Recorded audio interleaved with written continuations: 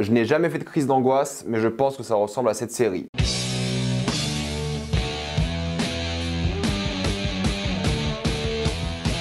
The Bear saison 2. Comme d'habitude, si vous n'avez pas vu la première saison, vous pouvez quand même regarder cette vidéo et ne vous inquiétez pas, il n'y aura pas de spoiler jusqu'à la minute indiquée dans le titre de la vidéo. The Bear est l'histoire d'un chef de restaurant étoilé qui décide de quitter ce fameux restaurant afin de travailler dans le restaurant familial bien plus miteux et prolétaire. Il décide de le remettre à niveau et de le mener dans une direction bien plus luxueuse. The Bear saison 1, j'avais découvert cette série l'année dernière lors de sa diffusion officielle en France sur Disney+. J'en avais même parlé dans une vidéo, voilà, je l'avais un peu regardé après la diffusion, mais là j'ai vu la saison 2 un peu avant la sortie officielle parce que oui, la série est sortie il y a 2 mois et j'avais peur de me taper des spoilers, du coup je l'ai regardé avant qu'elle sorte en France. La première saison j'avais adoré, j'avais trouvé ça incroyable, vraiment une vraie crise d'angoisse dans le bon sens du terme, une série stressante, poignante, vraiment ça vaut le coup de la regarder cette première saison et j'avais vraiment très hâte de voir la deuxième saison, du coup j'ai pas attendu la sortie française, j'avoue. Et c'est assez intéressant la manière dont la saison 2 est clairement différente de la première saison. La première saison c'est ce gars, Carmine, qui revient de son poste et qui va essayer de cuisiner pour ce restaurant, sauf que c'est pas vraiment adapté à ce qu'il veut faire et toute la saison se concentre sur l'angoisse, le stress de cuisiner. Ça parle que de ça, cuisiner, c'est stressant, la santé mentale des personnages, leurs relations. T'as l'impression que ce restaurant c'est un volcan qui va exploser tellement il y a de stress et de tension et tout, et la cuisine, enfin bref, c'était un bordel de stress, d'angoisse, c'était horriblement bien à suivre. Et la saison 2, c'est une direction un peu différente. Il y a encore des moments de cuisine qui sont extrêmement stressants, qui sont angoissants, qui sont juste horribles à regarder encore une fois, mais il n'y en a pas beaucoup, peut-être il y en a 1, 2, allez 3 maximum durant toute la saison, là où la première saison t'as l'impression que c'était que ça. Du coup il y a une grosse différence de ce point de vue là, c'est que la série est moins angoissante par rapport à la cuisine. Il y a d'autres angoisses qui arrivent dans cette saison 2 parce que la saison 2 se concentre donc sur Carmine et toute sa famille et ses amis, on en parlera plus en détail en spoiler, qui veulent changer du coup la direction du restaurant. C'est un restaurant qui était voilà un peu miteux pour le coup, qui était un restaurant fast-food de quartier et ils veulent en faire quelque chose de luxueux et c'est ça qui va être compliqué, c'est que le stress va arriver du planning, de l'organisation, de la réglementation, de la bureaucratie, de toutes ces choses qu'il faut mettre en place pour en arriver là. Comment tu vas choisir le menu? Qu'est-ce que tu vas servir? Quelle sera la déco? Comment trouver l'argent? Quelles conséquences si ton restaurant ne cartonne pas? Et il y a tellement de choses qui sont hyper intéressantes, t'as l'impression de voir un documentaire encore une fois. Et quand tu lis par rapport à la série ce que des chefs en pensent, d'ailleurs il y a un chef dans la série, la seule personne qui cuisine pas dans la série est un chef, des avis sur des gens qui travaillent dans des restaurants comme ça qui disent que la série est extrêmement réaliste. Et personnellement, je ne savais pas à quel point le monde de la restauration était brutal de ce point de vue-là. Alors oui, on sait qu'avoir un restaurant c'est difficile, que ça rapporte très peu d'argent, des choses comme ça, que c'est souvent un métier par passion plus qu'autre chose. Mais alors là, la manière dont ils vont loin, dont ils expliquent comment ça fonctionne, c'est fascinant. Il y a ce côté où cette saison 2 t'emmène de A à Z dans le fonctionnement d'un restaurant qui va ouvrir, la déco qu'ils vont choisir et pourquoi ils vont l'installer comme ça, quel impact ça a sur les clients, pourquoi est-ce que la cuisine va être installée comme ça et à quel point les secondes sont importantes et il ne faut pas perdre de temps, pourquoi le four sera là, pourquoi est-ce que la station de tel chef sera là, pourquoi est-ce que le frigo sera là, plein de choses comme ça, hyper fascinantes, hyper intéressantes, auxquelles tu ne penses pas du tout quand toi t'es client tout simplement. Tu penses que c'est assez facile, mais dans un restaurant de luxe, tout est millimétré, tout est choisi à la perfection pour une raison claire et précise. Et l'organisation aussi, il faut quelqu'un pour organiser la cuisine. Bref, il y a plein de choses comme ça. Les papiers qu'il faut de la ville, la réglementation, sécurité, sanitaire, il y a tellement de choses qui sont tellement fascinantes. L'administratif, ces choses-là, le côté technique, les murs, la peinture, vraiment, c'est hyper poussé. Ça va super loin, ça explique plein de choses et t'as l'impression de voir un documentaire. Et ça, c'est hyper prenant parce que du coup, ça rend les personnages bien plus vivants parce que t'as l'impression qu'ils existent réellement. Et du coup, il y a ce côté qui est vraiment fascinant mais qui est aussi stressant parce que tu te demandes est-ce que ça va passer? Si ça passe pas, vu qu'il y a une deadline et je crois qu'ils se donnent 6 mois dans la série pour ouvrir le restaurant, tu te dis bon bah 6 mois quand même, ça devrait aller. Bah en fait,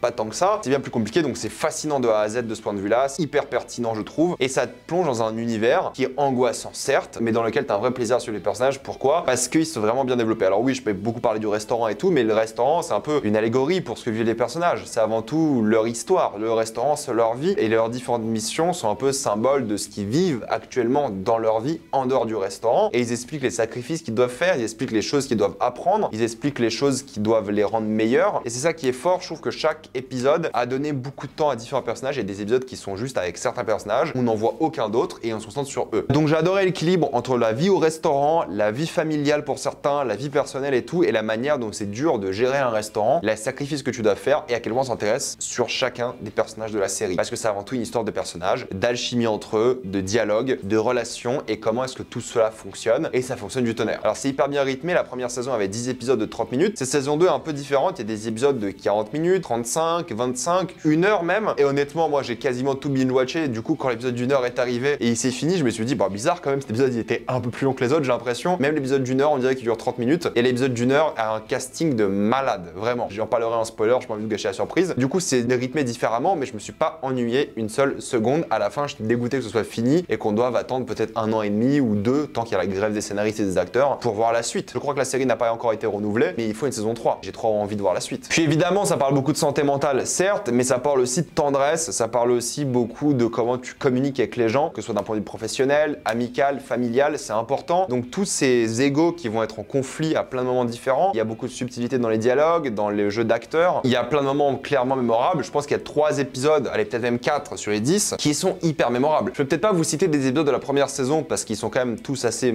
homogènes, mais cette saison 2 a quand même quelques épisodes qui sortent vraiment du tas et qui sont d'un niveau de qualité complètement différent. Ils sont vraiment au-dessus. C'est des épisodes absolument chef-d'œuvresques. L'acting est impeccable, tout le monde se donne à fond et tout le monde mérite des nominations et récompenses comme ils l'ont eu aux Emmy par exemple. La mise en scène, j'en ai pas parlé, mais c'est aussi bien que la première saison avec plein d'idées, tous ces gros plans, tout ce montage, toutes ces choses-là qui vont super vite et en même temps qui ont beaucoup de subtilité dans les regards, dans les couleurs, la manière dont la caméra regarde de haut ou de bas les personnages, la manière dont le cadre est composé pour montrer des différences ou un lien entre les personnages. Il y a un vrai travail de mise en scène. C'est filmé à un endroit, quasiment, ou presque, un restaurant. Il y a quelques autres endroits à droite à gauche, mais c'est majoritairement un restaurant. Et à chaque fois, ils trouvent différents plans pour filmer le restaurant. À chaque fois que tu penses avoir fait le tour du restaurant, t'as de nouveaux plans qui apparaissent, t'as de nouveaux personnages, t'as de nouveaux endroits. Ça se renouvelle constamment visuellement, c'est un pur plaisir. Je pense que pour les fans de nourriture et de cuisine, ça va être encore du food porn, c'est génial. Le choix des musiques est vraiment bien trouvé pour le coup. Il y a des séquences mémorables par rapport à ça aussi. L'ambiance est folle, les thématiques sont vraiment prenantes comme je vous l'ai dit. Il y a beaucoup d'émotions, la fin est parfaite, il y a plein d'épisodes qui sont géniaux. On s'ennuie pas une seconde. Et pour conclure de Bear saison 2, honnêtement, aujourd'hui, ça se rapproche à mon goût de la perfection de la saison 4 de Succession. Succession reste pour moi la meilleure série de l'année, mais un petit chouïa. Je pensais pas que De Bear allait être aussi bien. C'est excellent, c'est exceptionnel, c'est super prenant, mémorable, vous allez binge ça d'un coup. Il y a rien à dire, il y a des moments vraiment iconiques je trouve. C'est une série qui mérite d'être vue, qui mérite d'être regardée et je pense que tout le monde peut l'aimer, ça c'est universel. Oui, c'est stressant, oui, c'est angoissant, mais vous allez adorer parce qu'il y a aussi des moments feel good, il y a plein de moments géniaux, drôles, familiaux. Oui, c'est pas toujours facile à regarder émotionnellement, mais ça vaut clairement le détour. C'est l'une des meilleures séries de l'année, clair et net. C'était déjà l'une des meilleures séries de l'année dernière. Ne sous-estimez pas De Bear et je vous recommande cette série et recommandez-la à d'autres personnes. La propagande de mon côté commence. Allez voir De Bear, la série le mérite. Tout le monde devrait et pourrait, d'après moi, aimer. Ça vaut clairement le détour. Maintenant, on va passer en spoiler.